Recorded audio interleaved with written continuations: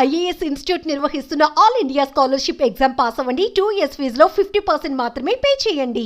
పవన్ కళ్యాణ్ గారు ఆయన ప్రాణాన్ని కూడా లెక్క చేయకోకుండా ఈ రాష్ట్రం కోసం, ఈ దేశం కోసం, ఈ ప్రజల కోసం అహర్నిశలు కష్టపడుతున్నారు.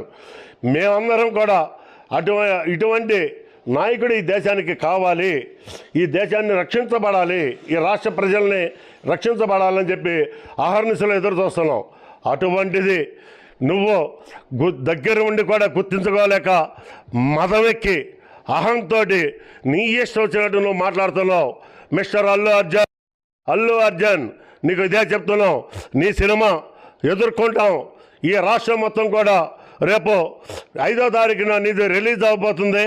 నీ సినిమాని ఖచ్చితంగా జన సైనికులమే కాదు, మెగా అభిమానులే కాదు, అందరూ కూడా నీ సినిమాని అడ్డుకుని కనీసం 1 నుండి 3 రోజులు నీ సినిమా ఆడుకోకుండా అడ్డుకుంటామని చెప్పేసి మేము హెచ్చరిక చేస్తున్నాం.